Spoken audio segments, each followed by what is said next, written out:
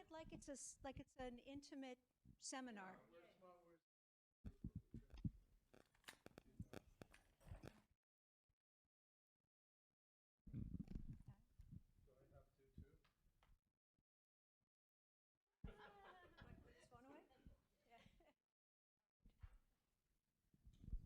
So, okay, we're gathering together like it's a, I love it. It is a seminar. No? Okay.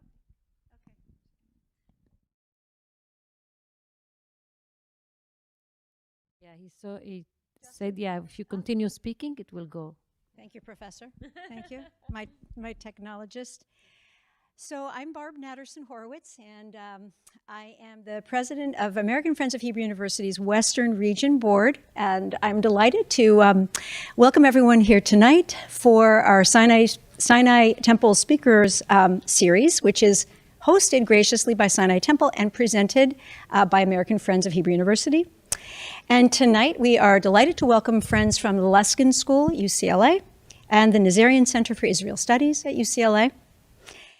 So just a tiny bit about American Friends of Hebrew University. So Hebrew University, since its founding nearly 100 years ago, has been a catalyst for Israel's first century of progress. And for almost that long, American Friends of Hebrew University has been really a critical advocate for the university. And, whoops, there we go. Whoop, forgive me. There we go. So American Friends of Hebrew University is an organization that is very proud for the role that it's played in helping Hebrew University grow and expand the boundaries of knowledge in Israel and around the world.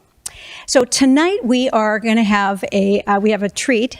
Two professors, one from UCLA. I'm actually a UCLA professor also, but so I feel like I'm just this is fantastic.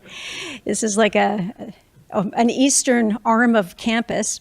But we are going to have two professors, one from UCLA, one from Hebrew University, who actually have a very long-term collaboration.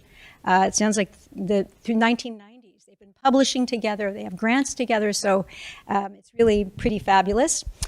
The first of our professors, our guest from Hebrew University, Professor Mona Khoury, and she is a professor in the Paul Berwald School of Social Work and Social Welfare. Her research focuses on issues related to child and youth welfare, school violence, delinquency, and particularly barriers to access and learning for youth from marginalized communities. Through her scholarly activities and her leadership as Vice President for Diversity at Hebrew University, Professor Khoury is advancing Hebrew University's commitment to providing youth from all of Israel's diverse communities the opportunity to study together at a world-class university. From UCLA, we have Professor Ron Avi Astor, who is the Marjorie Crump Professor in Social Welfare at the UCLA Luskin School of Public Affairs. His research examines the many factors contributing to school violence and bullying, among other things. I'm synthesizing a lot to a couple of sentences, I'm sure you know. And Professor Astor was part of a team that developed a widely used mapping and monitoring procedure that is used to address serious school and safety problems. It sounds like in many places. So while many of the challenges faced by students and schools and communities in the United States and Israel differ, many parallels can be found. And tonight, our experts will address many issues and share potential strategies for addressing the challenges facing marginalized youth everywhere. Ladies and gentlemen, Professor Avi, I want to make sure that I say it, Professor Astor, we're just going to call Professor Astor and Professor Khoury. All right. Oh, one thing. We're going to have our professors speak for about 30 minutes. They're going to have a kind of conversation, and then we'll have a Q&A. So. Yeah, it's on. You just need to use it like in some kind of way. I'm not like a smart person that I know how to use the microphone. Just explain to me outside. Okay, just to make sure. So, hi, thank you for coming. I know that it's raining outside and it's unusual here. It's actually unusual in Israel. I came also, it was raining there. So maybe I brought the rain with me to LA. So I just want to tell you a little bit about my position at the Hebrew University, and then we will start our conversation. So I'm now the Vice President for Strategy and Diversity at the Hebrew University. It's a new position. I started my position in September last year, so I have been in this position for more than 1 year and a half. And before that, I was the Dean of the School of Social Work and Social Welfare for 3 years. And I did all my degrees at the Hebrew University. I did my postdoc. I was a Fulbright scholarship. I got a Fulbright scholarship in Chicago. And I also spent 2 years, in different years in Toronto. I did my 2 sabbaticals, and there I studied cyberbullying with previous dean of the School of Social Work in Toronto, Professor Faye Mishna. And during the years, as Barbara mentioned, I had a lot of research and work with Ron. So we'll go to our work later, but I will just try to explain a little bit about my position at the Hebrew University. So I'm doing 2 things, 2 separate things. In some way they are related, but in different universities, I was just telling Ron, it's usually 2 people doing these positions, Vice President for Strategy and Vice President for Diversity. So strategy is not something about diversity. We have a strategic plan for diversity, but it's only one part of our strategic plan. And we have been working for more than 1 year on developing the strategic plan for the Hebrew University for the coming 10 years. And I think one of the important decisions that we made, that our strategic plan will not be built by an external consulting firm, and we decided that it will be built by the Hebrew University staff. So we have, the majority are academic staff, but we have also administrative staff, and the strategic plan is referring to 4 major things: research, teaching, community relationship with the university, and diversity, inclusion, and gender. These are the 4 committees, and now we have been completing our work on these 4 domains, and we noticed that actually one of the important things that we didn't touch is the relationship between academia and industry. So we created a new subcommittee to just focus on that part, how we should work now in that respect, because we know that it's very important and the world is developing to this place. So this is in general what we are doing in the strategic part. The second part that I'm working on at the university is the diversity part. So we are trying to increase the number of underrepresented groups in the Israeli society at the Hebrew University. And when we talk about underrepresented, we are talking about Arabs, ultra-Orthodox Jews, Ethiopian students, and first generation to education, students with disability, and LGBTQ+. It's actually one of the only groups that we are not sure they are underrepresented, but they have other challenges. So are also working with this group, although we believe that their percentage at the university is not lower than the percentage in the society. So these are generally the groups that we are working with, and we are trying to increase their numbers. So one of the things, just to let you know, that last year we had first-year students, Arab students started at the university. Their percentage were 16.5%, and this year we reached 21%. So we are very happy with all our efforts, and we also increased the number of ultra-Orthodox students at the Hebrew University. Now we have 600 ultra-Orthodox students.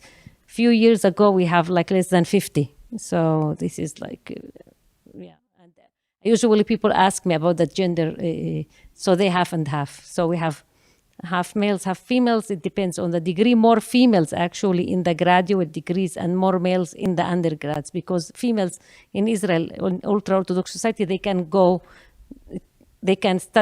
study core subject in many places, so they don't need the preparatory, and they can go for higher education faster than males. So this is in general. And we are focusing now also on first generation to education. We noticed actually that a lot of our efforts were invested in these groups, Arabs, Jewish, ultra-Orthodox, and Ethiopian, which most of them are also first generation to education. But then we noticed or discovered by looking at the data of our students that we have first generation of students that they don't belong to any of these groups and they didn't get any support. So we are now, and their percentage now at the university is almost 23%. And we believe it's higher, but because we asked the student to report about it, so we think that it's even higher than 23%. So we are now trying to help them. And the other thing that we are very proud of doing it is not only bringing more and more students to the university, we want them to speak to each other.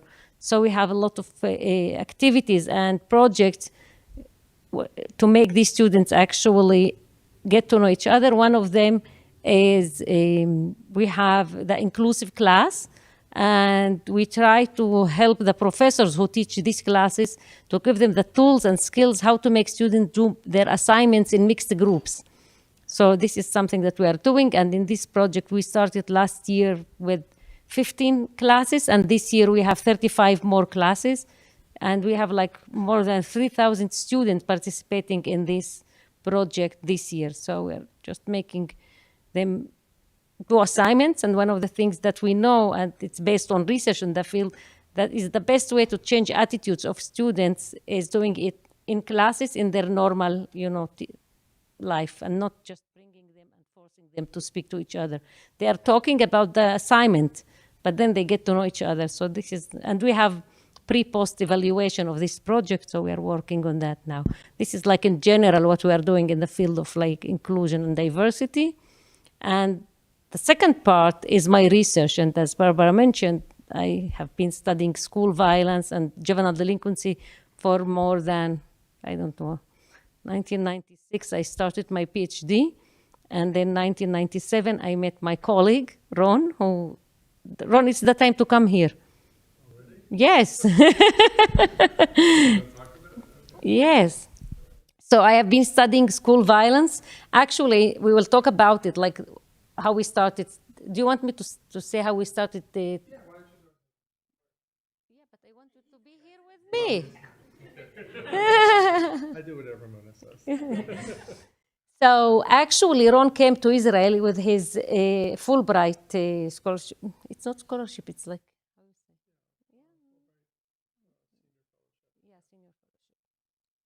So he came to Israel, and he came with his expertise as an expert in studying school violence, and he came to my supervisor, actually, Professor Rami Ben Benishti, and he told him, like, we should study school violence in Israel.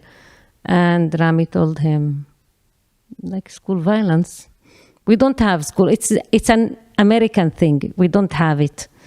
And then Ron, as we know, Ron insisted. He told him, okay, can you ask your daughter to come? We can ask her what's going on in schools.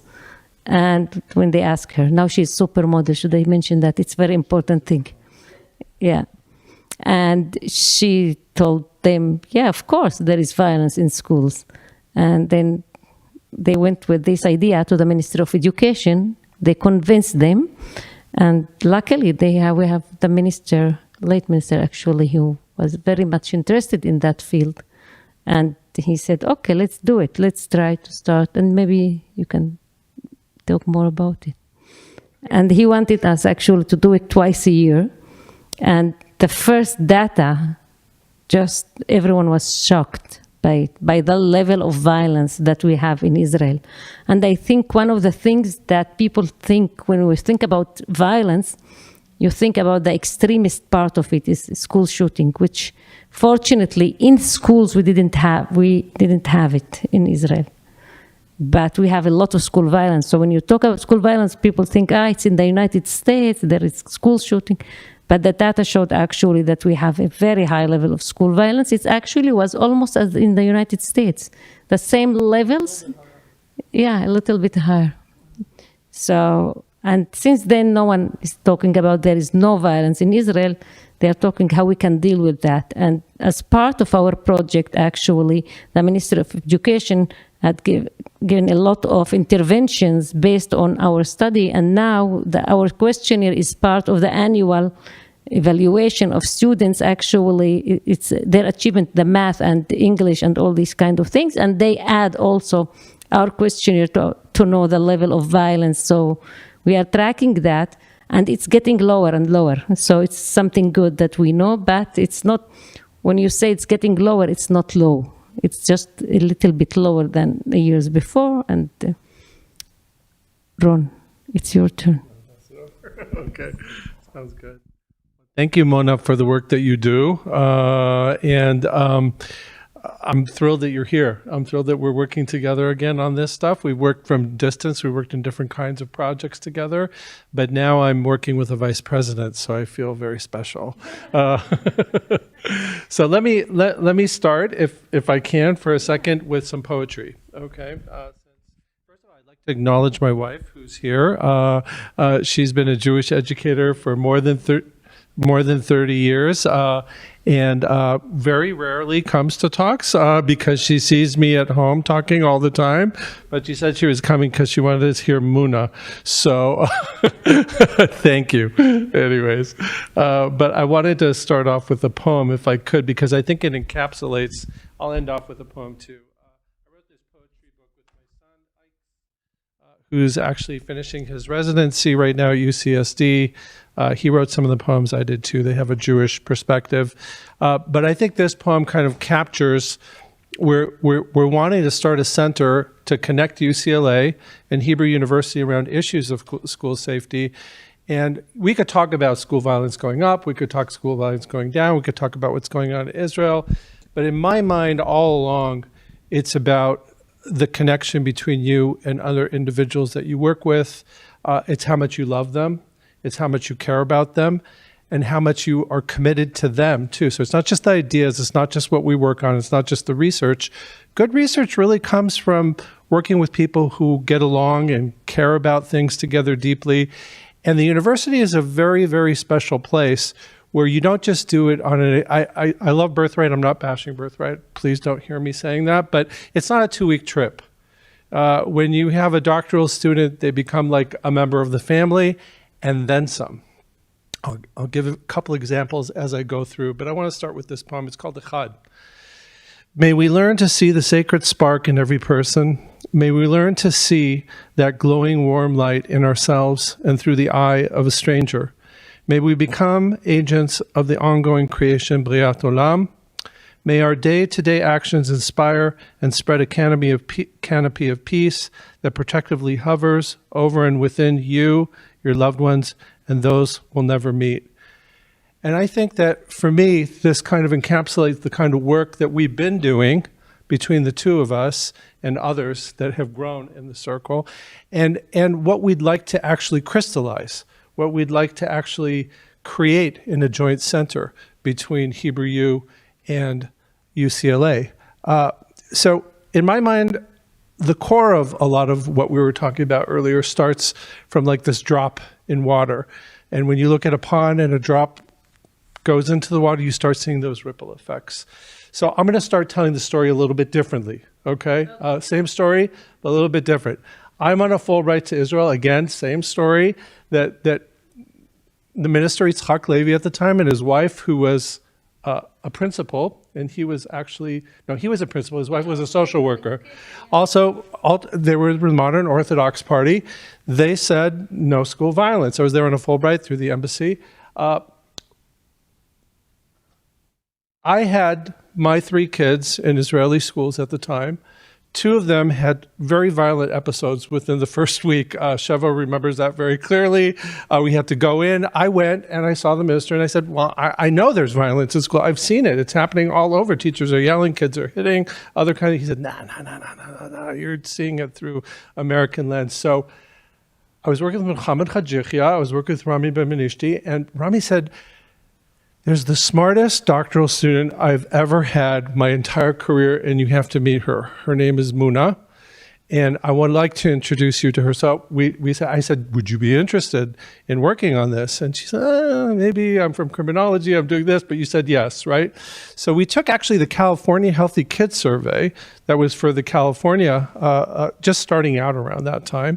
And Muna and Muhammad helped translate it into Arabic. We had it translated into Russian and into Hebrew. And I wasn't supposed to do my Fulbright on this. I was doing something else, completely different. But this was on the side. And we just decided, let's start gathering data. So we started going to schools, seeing would people want to have the parents agree to do it and have their kids fill it out. We were able to get in the end around 7,000, 7,500. And Muna spent a lot of time with me in the car. We were going from village to village, from Arab village to Arab village, with maps before GPS, filling it out. So this is 1997, 1998. And again, think of that drop. This is just a relationship. This is a relationship with Rami. It's nothing. It's not even in academia considered anything really, but it happens in doctoral programs with professors and with students all the time. When we think about what's happening on our college campuses, this is the story that usually people don't hear, that this kind of intense, close relationship that's very positive, that goes on for long periods of time. So we're in the car schmoozing and talking and then we collect the data, and lo and behold, like Muna says, it's high, way higher. Nobody wants to hear us. Nobody in Israel wants to hear us. But then the school shootings, Jonesboro, Paducah, Kentucky, a variety of other school shootings happened. And we always think that's an American phenomena, but what was actually happening is all of Europe was starting to react, and all of Israel was starting to react. And Yitzhak Levy, remember there was this crazy Fulbrighter that kept on arguing with him that there was school violence because his kids got beat up at school, and he called me in. That's how we got the Knesset starting. Most of the Knesset members still did not believe that there was any school violence in Israel, but because Muna and I collected the data, we actually could show it to them. And I was reminding Muna today that that was actually, from an existential historical point of view, that collection of data was the first time in history that Jewish kids were ever surveyed, or Arab kids, Arab Christian, Arab Muslim, ever on issues of school violence, or school safety, or school climate. My Israeli colleagues say, oh, stop it already, so what? It's not a big deal. But if you think about it, there's so many Jewish people in academia, and there's so many, well, now there's more, but at the time there weren't as many. You know, when you look at the Arab world, no data has ever been collected anywhere in the Arab world, anywhere in the Jewish world on school safety issues. We're actually in a very similar situation right now with anti-Semitism, just keeping in mind. I just started looking and can't find one study on K-12 anti-Semitism on Jewish kids ever been done. Blind spots, right? So that was one of the areas that we just started. So that work started growing and growing, as Muna was saying. The ministry started collecting it and using our instruments every year and then every other year, and they've been doing it ever since. So every school gets its own data, is able to construct its own program and build its own kind of school safety system from the ground up, from the voices of the students, from the parents, from the teachers, and it's not a one-size-fits-all that goes on. Now the ripple gets a little bit wider. Other countries start seeing that Israel, now actually since we started to now, Israel has about a 65% reduction overall, in some areas up to 70 to 80% reductions in different kinds of violence. By the way, California's had very similar reductions in the same period of time too, and so has LA. I know, it's hard to believe, people don't believe it. We have an article coming out of the World Journal of Pediatrics this week or next. Oh, yeah, sure. When I start my classes, I usually say, do you think like school violence and juvenile delinquency is getting higher in Israel? Most of the people in the audience would say yes. And it's actually exactly the opposite. Like it's getting lower and lower almost everywhere. I think in South America, it's not, like it's the only place that is not the same direction as in Israel and in the United States and Europe. So we know that it's lower and lower. But there is something that you didn't mention about one of the studies and that I like so much, but I wasn't part of it. Okay. So it's the atypical schools. Yeah, this is atypical schools. So what Rami and Ron did, actually, they took the data and we have the theory of what affects school violence. So we have like a very low socioeconomic status neighborhood and bad school climate and all these things that can be risk factors. And actually, when you looked at the data, they choose the schools that by the theory they should be with high violence, but they were not. schools who were located in a very low socioeconomic status villages, and they have very low level of school violence, and they try to check what there is in these schools that makes them with very low. And I love this work because it shows a lot of the things that we don't think about them automatically, and we are like restrict to the theory, and sometimes there is something else in these schools that Ron and Rami actually reported about it, and I just remember the principles of the schools, but you have more and more. So this is like one of the works that I love, and I wasn't part of it. Why you didn't include me? It was qualitative. I don't do qualitative. I think you were too busy becoming a dean at the time. but yes, so we were able to take this, but again, getting back to the ripple, it wasn't just Muna at the time. It was Shalhevet, it was Miriam, it was Hadass, who was Muhammad, Anat. I could go through the long list in Israel and hear of faculty, their doctoral students, our undergraduates who were working, and they're all professors now in different places. They all have different students. I'm now having my grandchildren and great-grandchildren of children, coming and doing their doctorates or meeting. And we've just been doing this informally for a long time. So because the system was so successful in Israel in reducing violence, other countries started coming to Israel. And coming to, at the time I was at that other school across the road, USC. I know. But I know, I'm getting a lot of booze in the back row here. Sorry about that. I had to say it. I was there 17 years, but in Michigan beforehand, 10 years. So Chile then picked it up. So we have 75, and all our colleagues in Chile, Veronica Lopez, that whole group, had been working with us now for 10 plus years. Then Quebec picked it up. Now Kosovo picked it up. And Cameroon, I could go throughout the list. And that ripple grows with those doctoral students, with the faculty, with the undergrads, with different kinds of projects and different ideas. The reason why we want to do this center is not just to connect LA and Israel in terms of the information flow, but those relationships between us and Chile, and us and Kosovo, and us and Cameroon, and us and Israel, like those ripples of the pond, are strong. They're like family members. And so you think about what's happening on college campuses here, in terms of particularly the Jewish community, but also the other kind of groups that are really struggling with intergroup strife, anger, we might add there, isolation. We were thinking, if we could systematize this and make it actually more coherent in terms of a program that anybody could join or work on projects together, almost like our cross between Fulbright and Birthright in some ways. But I think at the core of it is not just school violence and school safety and working on that, which has really been successful in both places. It's the building of those long-term relationships between the United States and Israel. I'll give a few more examples here in the United States. The Department of Defense, once they heard of the successes in all these other places, said, well, we've been at war now with Iraq and Afghanistan. What about our kids who are in the military? And we did an almost 10-year project in San Diego with the Department of Defense with 145 schools, getting very similar results, almost 60, 70% reductions for 120,000 kids in these different school districts. So it started off through this collecting data, back and forth in Israel, translating and going, and then you could just see these atypical schools. Now that's become a whole methodology. The work that you're doing in East Jerusalem with rock throwing and all these other, everything is starting to become connected.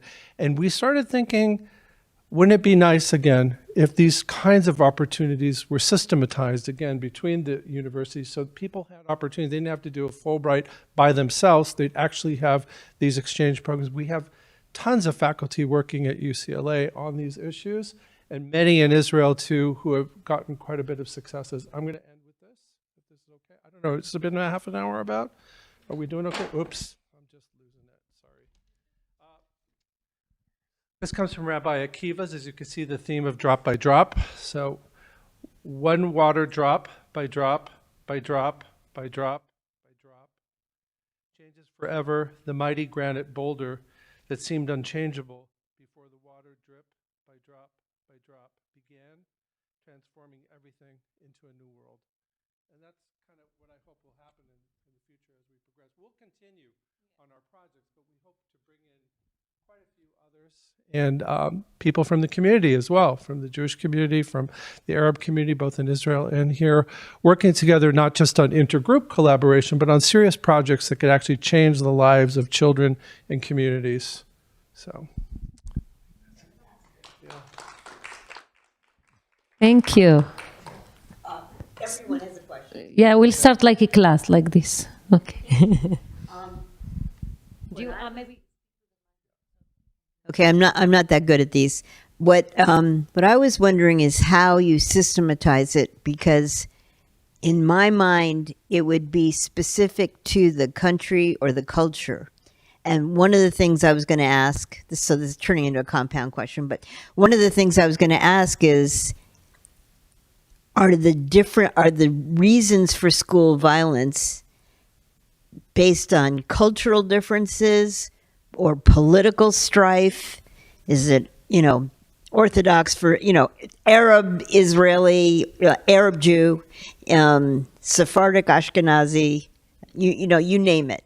And it's just interesting to think that the same kind of system would work in Cameroon or wherever you are. And do you have to adapt it?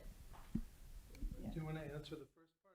I could answer the second part. Yeah, I think you are totally right with that, and exactly. And one of the biggest mistakes I think that we did in Israel when we started that, actually before our work, that they took a program from Norway. Remember? Yes. Always.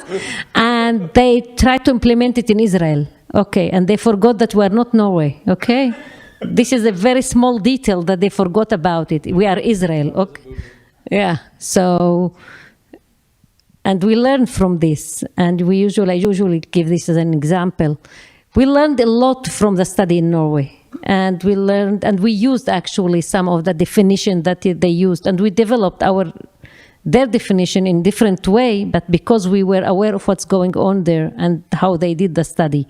So I think there is common things that they are common to everyone. And I think one of the main things that I like is the steps of violence. When you look at the school violence, we had different kinds of school violence: indirect, physical, severe physical, and verbal. And when you look, we call them the steps of violence. And then when you look at them, it's the same steps everywhere. Like what is high in Israel is high in the United States. What is very low, which is the severe kind of violence, is low everywhere. So we know that there are common things. Still, we know that there is differences between Arabs and Jewish in Israel with the use of severe violence. It doesn't mean that the Jewish students don't use it, but Arab students use it more. So we need to do some adaptation when we want to intervene in these kind of things and to be aware of the cultural differences. I think the focus should be about the awareness that there are cultural differences and not copy-paste interventions, but the knowledge is for everything. Like I think we use the same knowledge by studying school violence, and I use the same knowledge of studying school violence to expand it now and study cyberbullying in Canada. One of the things that I did actually, cyberbullying was studied usually by focusing on issues related to the internet, how many hours the students spend in the internet. And when I did my study on school in cyberbullying, I actually took the model that we used about factors related to parent-child relationship, exposure to community violence, and try to check whether they are connected to cyberbullying. And what I found that actually the same risk factors who predict traditional violence predict cyberbullying. So this is something that taking the knowledge, but being aware that there might be different. So this is, Ron, you want to add? Yeah, I think it's a great question. There's a two-part question to it. So I'll answer it in a slightly different way. When we did the theoretically atypical school study, we had ultra-Orthodox schools, modern Orthodox schools, Arab Christian, Arab Muslim, elementary, middle, high school, Bedouin schools. And originally we thought we had to have people from exactly the same cultures going into there. But what we realized is that again, we were picking schools to standard. We had every school in Israel, just like we have every school in California. So we could pick schools that were 2 standard deviations. That's a lot, from the mean. They're supposed to be violent, but they're going the opposite direction. They're peaceful. How did that happen? We thought maybe they lied, they cheated, the numbers were wrong, they faked out stuff. So we went into those schools without knowing what they were, and we were just shocked and surprised because most of these places were just jaw-dropping in terms of wanting to stay there forever.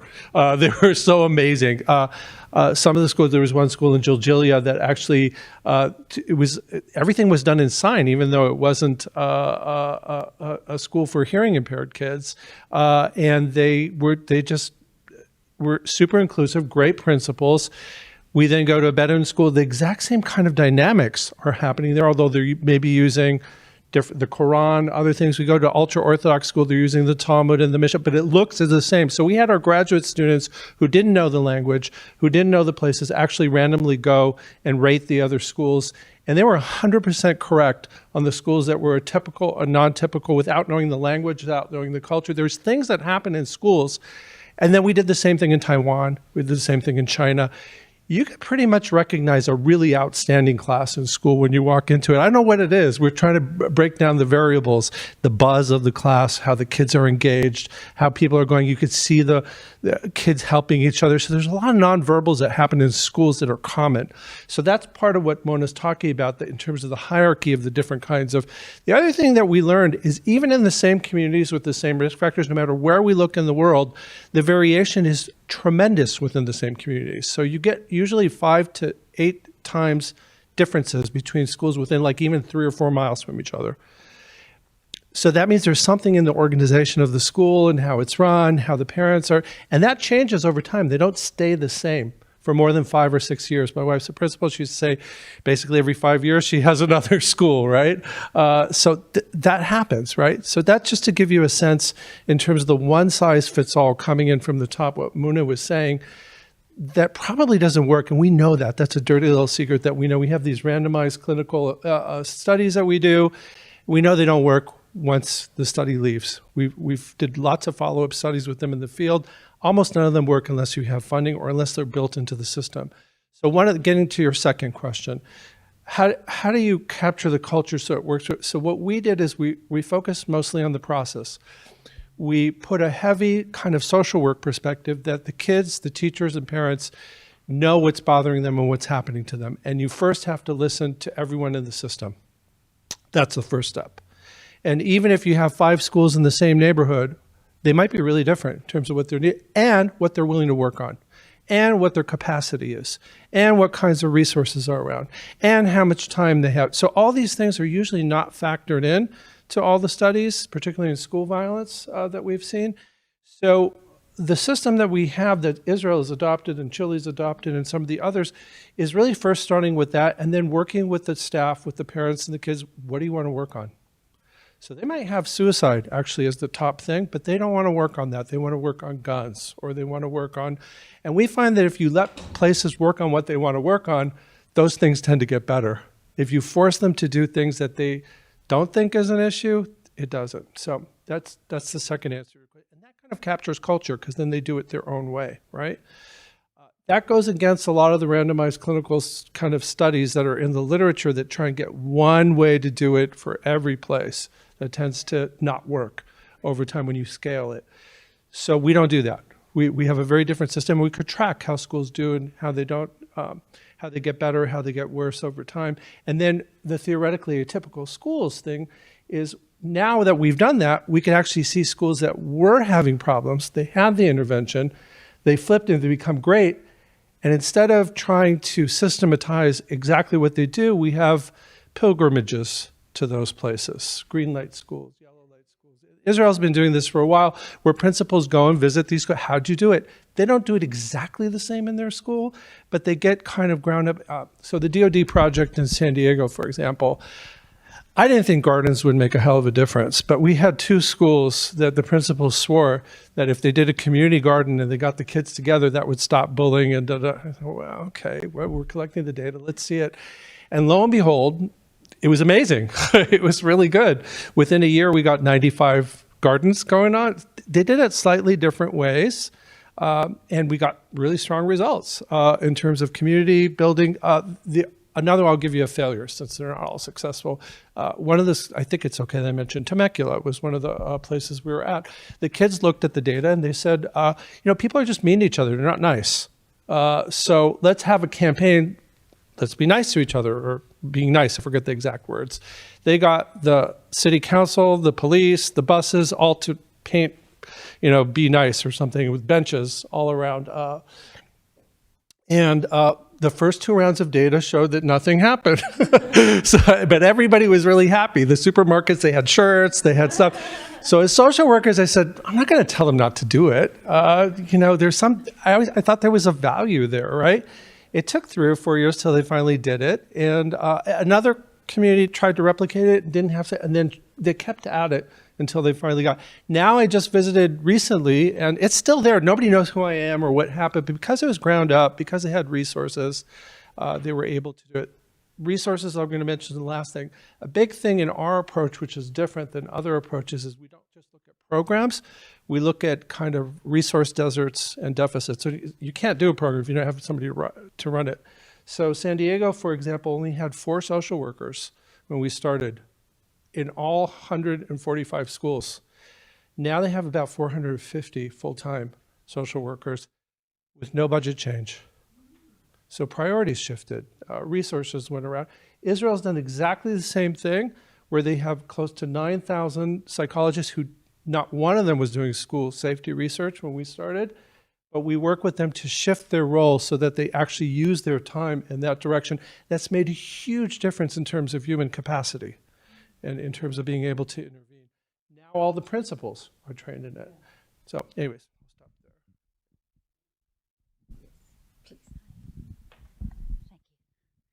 So I have actually 2 questions, not combined, but 2, if you'll bear with me. I come from the ground in Israel a few decades back, where the army was a great socialization for youth at risk. I worked with the Raful program, where kids who were on their way to jail didn't get to jail because they got vocational training and they finished some kind of level of academia, kids that had no hope. And I also worked for the Jerusalem municipality with the youth on the periphery. And there was intensive work, youth work, in the poorer areas of Jerusalem. So those are 2 factors, municipalities and the Israel Army as a socialization project, where many soldier teachers were taken to be in the ground, on the field, which you didn't mention, and I'm a little surprised because we worked with Reshet Amal, which was the Histadrut school system, as one of, etc. So I'd like to understand, my first question, have you involved more agencies in Israel than just the regular school system? Because we also know there's different school systems in Israel, Orthodox and secular, etc., etc. Then the second question, I'm a little confounded about the issue of the politicization, because there are education frameworks which legitimize violence because of their political ideology. And I'm very cautious what I'm saying here, but in certain areas of Israel or outside the Green Line, there are already youth who are violent in how they express themselves when they're politically not accepting the mainstream, as we know. And it's not them. It's the teachers. It's the materials. I did my thesis on this. They did their materials that encourage this kind of behavior, and we now see them in the headline presses all the time. So there's a whole political angle here. And it's not just Jewish. Of course, I'm sure the parallels. And so, I get the internationalization of the commonalities, but Israel is so different in that sense that I'm wondering, I'm sort of not comfortable about the candy coating, if you know what I mean. The candy coating. It's because it's a lot more intense than that. When we talk here about, and by the way, when I was a kid at school in Israel, it was the parents who would threaten the teachers and the heads of schools. It wasn't the kids. It was the parents that the teachers were afraid of. So also, yeah, exactly. So also work with parents, not just with kids. Is that part of the? So my question on both fronts is, one, what other agencies from Israeli society are involved in this, which aren't part of the mainstream school system? And the second is, have you taken also into consideration that it's sometimes not the organic kids, but it's the whole ideological framework of where they're studying, which legitimizes or doesn't legitimize violence as an expression of perhaps political objection, and which is becoming more mainstream in acceptability, as we see. So because you are talking with two social workers, it's the basic thing, the first thing when we teach social work, we say it's not the individual, it's the individual within the context. It's like the basic thing, first lesson in social work. So for sure, it's not the students. It's almost never the student. It's always the student with his characters, with his, personality, with his gender, with many things.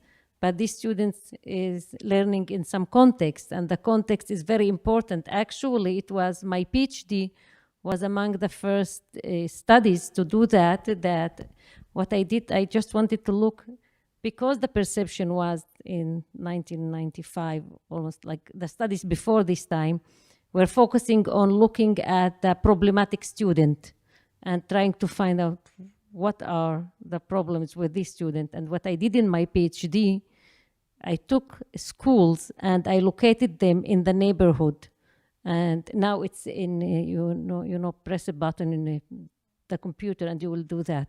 I was supposed to take the schools, to take the maps and look which, census they belong to, and then to try. And I connected the socioeconomic status and other characteristics of the neighborhood where the school is located to the students' behavior and to the characteristics of the parents in these schools, in addition to the students and the teachers' characteristics. So, this was, my ecological perspective on studying school violence. She's modest, but it's one of the most highly cited papers.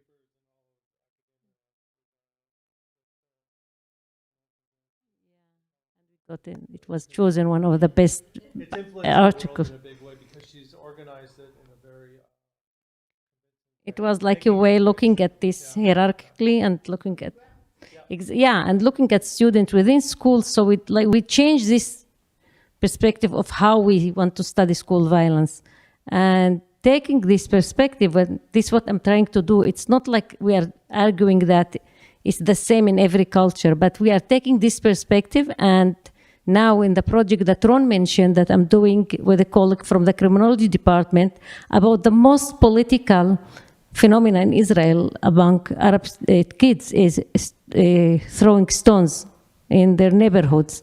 And we are trying to take our perspective of, this ecological perspective, and we are working with the Jerusalem municipality, the proportion services that belong to the welfare actual system, with the schools, with the education system in East Jerusalem, with police and prosecution, and we are trying to use this integrative model to help these kids stop throwing stones. So we have a project that we did evaluation before and after the evaluation, and we saw actually a huge reduction in the involvement of these kids in this kind of behavior. So we are using this integrative, intervention with different kind of services, but it was led actually by the municipality of Jerusalem and the police in Jerusalem, that they wanted, to deal with this problem in a different way. So this is short I'm trying to answer.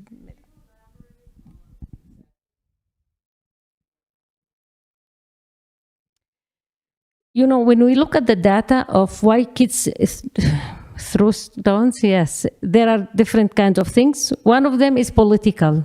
Most of them, boring. They are bored. They have nothing to do. Most of the kids, when they are going out from school, because we know in many cases they say it's political issue, they, ideology wasn't that strong there. They just bought, they are going home, they have nothing to do after school. They're only playing like they are going, and you see like 8 years old, 9 years old, 12 years old kids, that their parents actually, another thing that people think that their parents send them. And their parents were the most important part in this intervention, asking us to take their kids to the intervention because they want them to stop throwing stones. So what we did with them, actually they have two options. We have the recidivist, I'm talking about like the group that they had files already in the police, and we, with the help of the police, we created a list of kids that we offered them two options, or to continue with juridical, how you say, המשפטי, that juridical, like the persecution of judicial, yes, or they go to intervention. And if they go to intervention, we close the file, but they have to go to the intervention and participate in it. And most of the kids actually agreed for that. Of course, we spoke with them, with the parents, and they came to the intervention, and we were, so there is the intervention with the kids, and there is the intervention, actually what you ask in the neighborhood. With the kids, they went to the youth at risk division, and they got social workers who work with them, like they got personal intervention, and actually we also gave them a driving license. They didn't have the money, and we want to give them to do something in order to have a future and to think about something. So this is something that we gave the kids. In addition, we did changes in the neighborhood. They got, with the help of the education system, they got a long day of learning. So after school activities we added for the kids. Also the police came to the schools, the community police, and spoke with the kids about the risk of throwing stones and other things. And one of the other parts that we did, I'm not sure if you know, like in Israel we have the green police, the Magav, the border one, and the blue one. The blue one is like the regular police. We have the Magav, the border, okay? And the regular police officers are perceived as, you know, they get less attention of the community than the border ones. So the police changed who will go there, and they changed between the green ones to the blue ones. And it was much helpful for the community, because also they used the community officers who were Arabs also to go like community. So it was a larger project, and it was very, very successful. And we actually compared the data of this neighborhood with other neighborhoods. So we didn't only compare the kids that participated, but at the community level, and we saw a huge decrease in the number of crime that happened in this neighborhood compared to the other. Actually, this paper was published. I will be happy to share it with anyone who wants to. Question, but just to pick up on your great question too. So just straight out, we work with Amal and Tovanot, and Karen Tal is very much she's just been promoted to be part of it, part of our friendship group, and we know that. But you know, norms change too. Not just political norms, social norms have changed dramatically in the last 20 years. So when we started our first in 1998-97, the municipality of Jerusalem held a conference for all their principals, and I asked them, you know, is a child throwing a chair at a teacher considered violence? And I don't think we got one hand going up. Is screaming at a child, nasty words, I won't say them here, considered violent? No, that's not. So what was considered violent? You know, if somebody punched you and you got a bruise. By the way, 25 years ago, that was the story here too. People wouldn't consider verbal or humiliation or social isolation part of being violent. So our norms have slowly changed to include a lot of different kinds of behaviors. We have a lot of variation in the United States, so this would be one of the areas that we'd be looking at in terms of this norm, different from all the groups that you just mentioned. So I think it's 19 states now that still allow corporal punishment. It's not a law that's just on the books. Those schools are actually still spanking and hitting kids, teachers, and parents when the kids do bad, and they're reporting it to the Office of Civil Rights, so we know it. It's mainly white teachers with black kids in the South, but those are the same states that are actually allowing teachers to carry guns right now. So we have different norms and values on some of these issues here too. So that kind of variation that I was talking about, I hope it didn't sound like we were trying to sugarcoat it, because we're not. So for example, with the modern Orthodox schools, it took us about 15 years for them to seriously look at the issue of sexual assault and sexual harassment within the all-boys schools, yeshivot, that were there. The Haredi schools kicked us out immediately, didn't want it because they didn't want that idea to be put in there. But they took it seriously, and they've gotten really big reductions as a result, using community, using the rabbis, using a variety.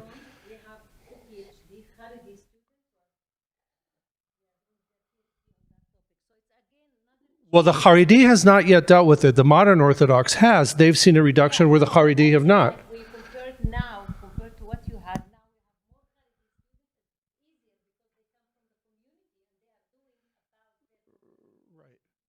So, I mean, just when we look at what's happening in our country right now, I don't even need to list all the different things or what's happening on our university campuses right now, ideologically, particularly in the social sciences, because in the sciences it's maybe a little bit different, but in the social sciences there's a lot more strife. A lot of the things that you talked about are still hovering, and I think would be part of this kind of exchange. So getting back to how relevant it, on face value, they look like they're completely different worlds. But when you start looking at the kinds of, I think there's a lot you could learn from when you're not looking at your own culture. And when you're working on a project that's part of yours and another, you're not just doing inner city Los Angeles, but you're also working with Bedouin groups. And you start seeing some of the differences, but also some of the similarities. Yeah. I actually learned a lot from my study on cyberbullying in Canada, because it was qualitative one, and we interviewed a lot of parents, and it was very, because I was from outside, all the group were Canadian, and when I was looking at the data, it was different perspective on looking at the same thing that, they looked at. First of all, I want to say thank you so much for your important work. It's really terrific. I work here for the UCLA Nazarian Center for Israel Studies, and I'm happy to hear that this collaboration is happening between UCLA and the Hebrew University, and also that you came over to the, to the right side, shall we say. Don't say he was happy. Yeah.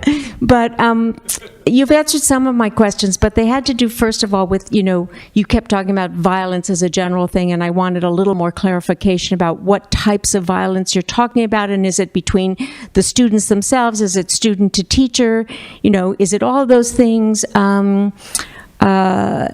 Because that wasn't clear to me. And also, it's interesting with the way Israeli school system is divided. Here you would think, okay, it's like, white teachers on black kids, or it's diverse students in the same school, and that's where the violence occurs. Whereas in Israel, the schools are more homogeneous in many ways. So maybe you can speak to that. And my other question was, once you've collected all the data, so people are made aware that there is this violence, then how did you take the next step to developing the programs? And obviously you said they're different in different schools, but there must be some general principles that you came up with for this. We have one. Okay. I'll try this. Does this work?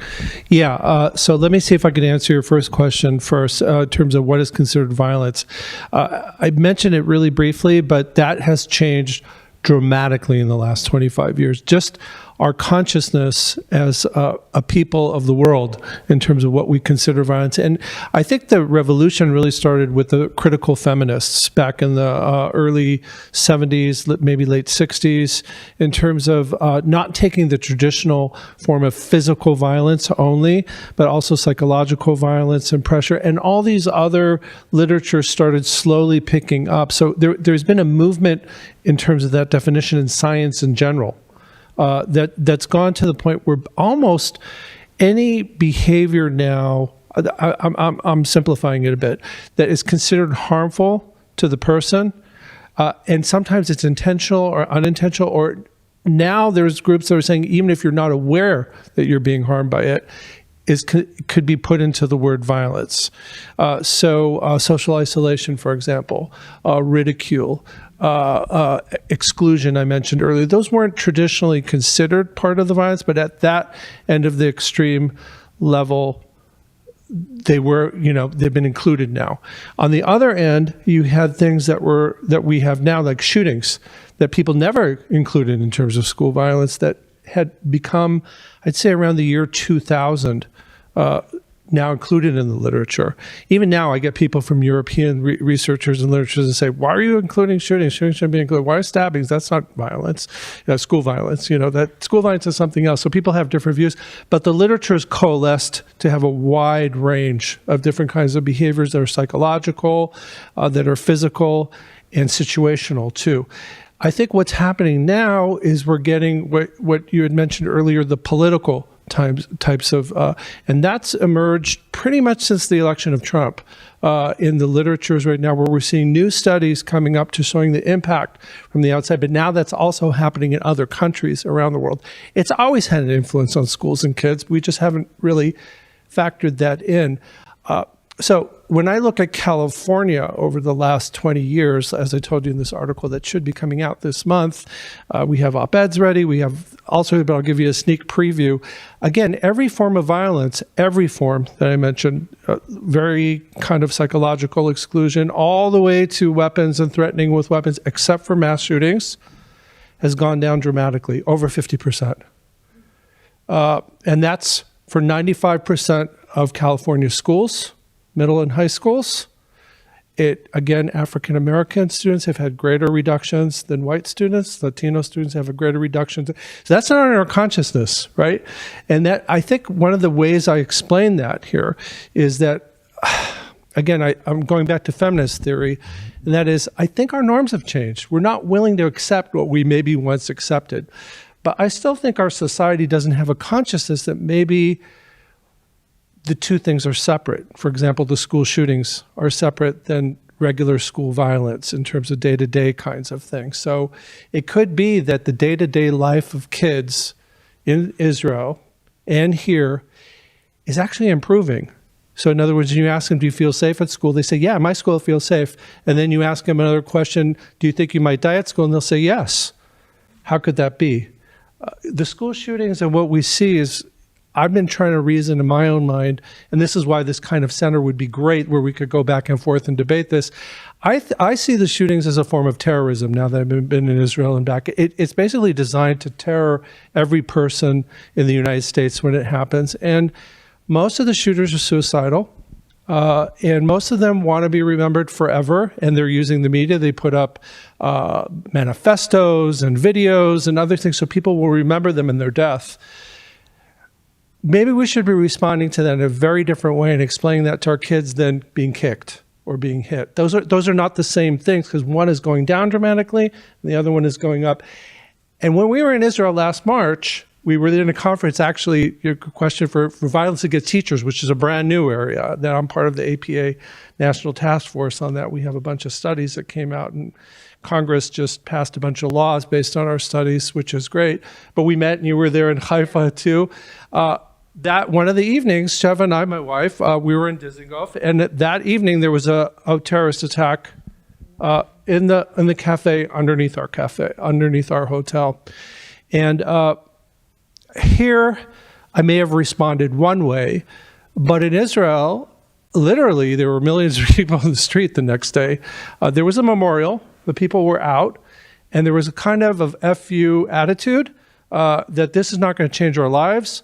And this is not going to, now whether you agree with that or don't agree with it, there is some research showing that that could be protective. If you're looking at, let's say, terror attacks, that everybody gathers, everybody's together, there are memorials, you don't hide and go back into your, I don't know if that'll be helpful for us, but that's kind of an idea that you could think about. If there was an exchange, we could start separating out some of these kinds of violence that may not be connected with each other. And we see the same patterns, by the way, in Taiwan and China.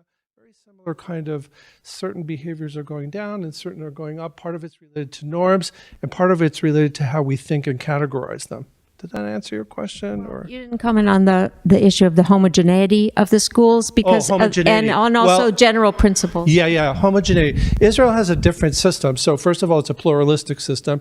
It's not designed to create a melting pot. It's designed to preserve the various different groups' cultural integrity. So the language is different in each of the schools. You're allowed, there's no separation of church and state, as you mentioned earlier. So some of that stuff is already either in the Quran or in the Talmud, and some of that stuff is not always positive towards other groups too. So that's been something the ministry has been working on for a while in terms of the content and the curriculum. I think that's a sticking point that we don't have, except for all the banning that's happening this year. I think there's close to 3,200 books that are banned. Most of them are about African-American, religious, anti-women, LGBTQ, and like Anne Frank has been banned in a We bunch have the problem because the schools are diverse, but in Israel, they're not really diverse. Well, hold on. Let me get inside to the school. diversity issue. We are the most segregated now as a nation than we were during Jim Crow. We are more segregated. Let me say it again. We are more segregated now than we were before Jim Crow. Economic forces have forced us. So when I'm trying to find a diverse school, it's almost impossible for my studies. I really have to look at it like a needle in the haystack. Researchers know there's probably about 4 or 5 districts in the United States that really have true diversity. They don't, because look at LA Unified. I don't need to tell you, it's really rare to have real diversity there. We're talking about very small numbers, and schools are pretty homogeneous. Again, not for laws, but for economic reasons. So we are similar in that sense, but we don't see ourselves that way. And actually, also when you talk about, like, even in the Arab schools, it seems like all the students are Arabs, but we have their Christian, Muslim, Druze. So we have also the variation within the Arab community, and the same thing with the Jewish. You mentioned several groups in the Jewish society. So, and the other thing, actually, when we look at the levels of violence, we see that they are almost similar, as we mentioned earlier, in the United States and Israel. So in some way, it doesn't matter toward whom you are using the violence, and the reasons might be, I'm a violent kid, I live in a violent community, so I will use violence, and if he belongs to the same culture as me, it will not stop me from using violence. We know that from a lot of studies among African Americans in the United States, that many of their crimes are actually directed to their community and not to the outside community. So usually, I don't think it's a rational thing among whom I'm going to take out my violence. Going back to your question, it's something, a lot of factors affect the behavior, and it might be in some way, this is one of the smallest reason, thinking that I'm hitting now another Arab student or no. So usually it's much more than that factor. Can I just say, this is phenomenal.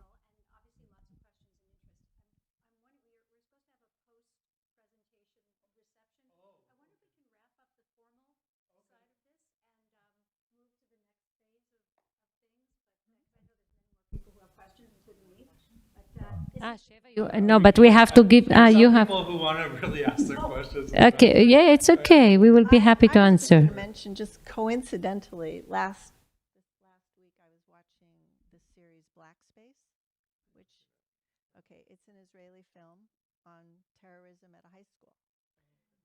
Yeah, it was very good. And since I guess no one's seen it, I don't want to give away what it's about. But it has to do with bullying, and that's what it all came down to. And so when you are talking about school shootings are separate from school violence, it seems that a lot of these school shootings are because the person who did the shooting was a victim of bullying. So you can't really, or picked on or whatever. So I don't know how you can separate school shootings. It seems like just an excessive way of. For 25 years, that's what we believed. But the levels of bullying are so high around the world, everywhere.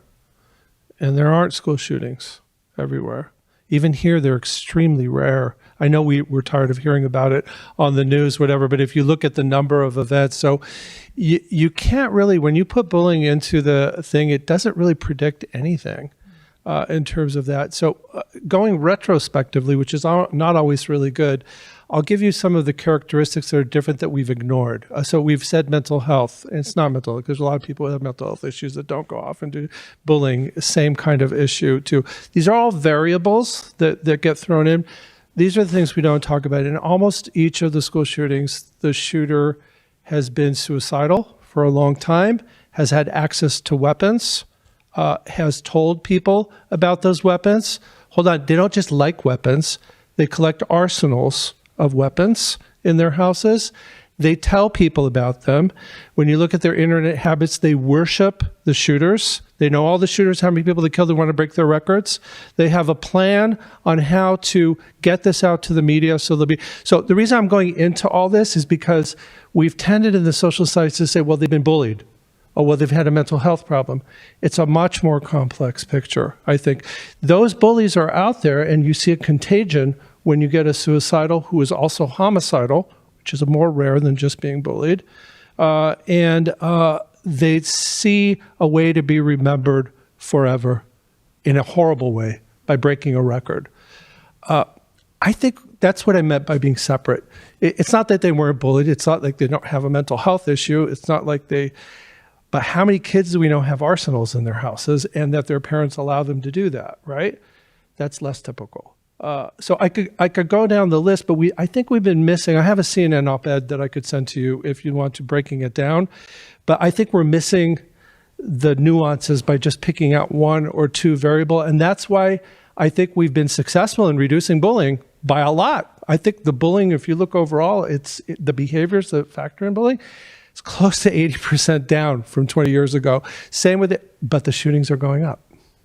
So that's why I'm thinking by a lot. So it could be this copycat group that's seeing contagion that's getting a lot of positives out of it.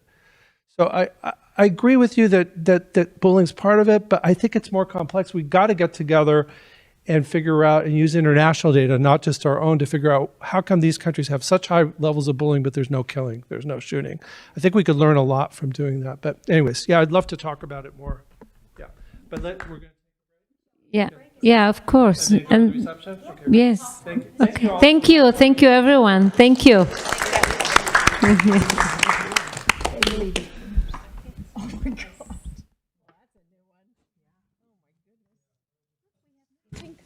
We do.